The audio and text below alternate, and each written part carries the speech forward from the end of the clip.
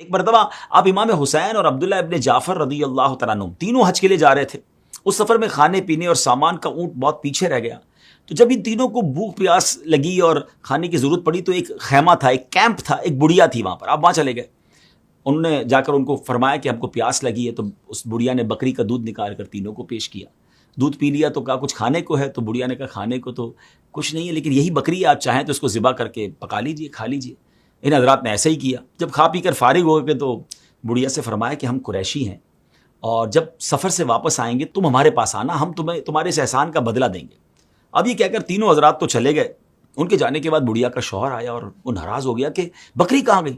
تو انہوں نے بتایا کہ وہ مہمان آئے تھے، میں نے ذبح کر کے کھلا دی. تو کہا تم نے انہیں کھلا دی جو نہ ہمارے دوست ہیں نہ ہم ان کو جانتے ہیں. وہ اپنی زوجہ پر ناراض ہوئے. خیر ناظرین، اس واقعے کے کچھ ٹائم گزرنے کے بعد اس بڑھیا اور اس کے شوہر کو کسی کام سے مدینہ منورہ جانا پڑا. یہ وہاں پہنچے تو اتنی غربت تھی کہ اونٹ کی مینگنیاں چن چن کر بیچنے لگے تاکہ کچھ کھانا پینا کھا سکیں، کچھ کمائی کر سکیں. تو اسی دوران بڑھیا کہیں جا رہی تھی تو راستے میں ایک گھر کے دروازے پر امام حسن رضی اللہ تعالیٰ عنہ جلوہ فرماتے، انہی کا گھر تھا. انہوں نے بڑھیا کو دیکھ کر پہچان لیا اور آپ نے کہا کہ اے خاتون مجھے پہچانتی ہیں؟ تو اب اس بڑھیا نے کہا کہ میں نے پہچان لیا آپ کو. تو آپ نے فرمایا میں وہی ہوں جو فلاں روز تمہارا مہمان بنا تھا. بڑھیا کہتی اچھا آپ وہی ہیں.